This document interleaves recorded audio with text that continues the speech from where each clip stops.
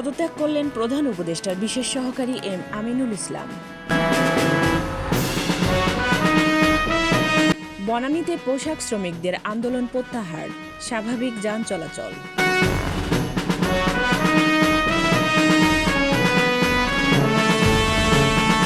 পাবনায় স্কুল চত্বর থেকে পেট্রোল বোমা উদ্ধার, আহত 1।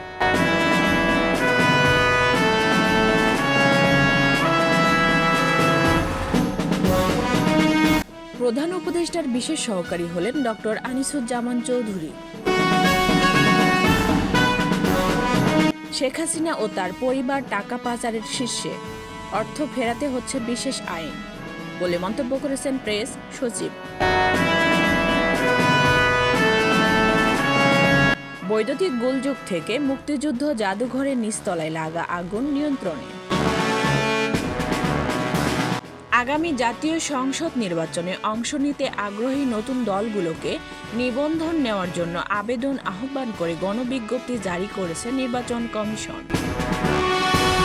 খাগড়াছড়িতে পর্যটকদের জিম্মি করে চাঁদা আদায়, গ্রেপ্তার 4।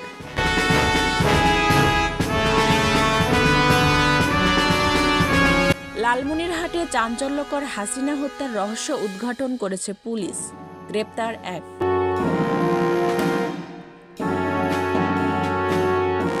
যশোরে রাষ্ট্রদ্রোহ মামলায় বিএনপির ভারপ্রাপ্ত চেয়ারম্যান তারেক রহমানকে বেকসুর খালাস দিয়েছেন আদালত।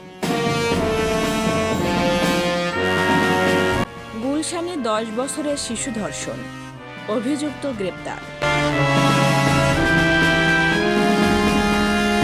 বিচার না করে নির্বাচন করলে জুলাই আন্দোলনের শহীদদের রক্তের সাথে বেইমানি করা হবে বলে মন্তব্য করেছেন সার্জিস আলম।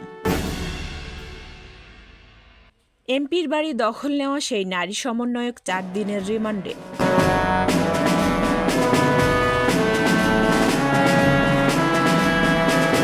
ছাত্রদের কথা মতো চললে পরিস্থিতি নিয়ন্ত্রণ করা সম্ভব হবে না বলে মন্তব্য করেছেন রুহুল কবির রিজভী। ভোটের টার্গেট নিয়ে দল গোছাবে এনসিপি বলে মন্তব্য করেছেন নাহিদ ইসলাম।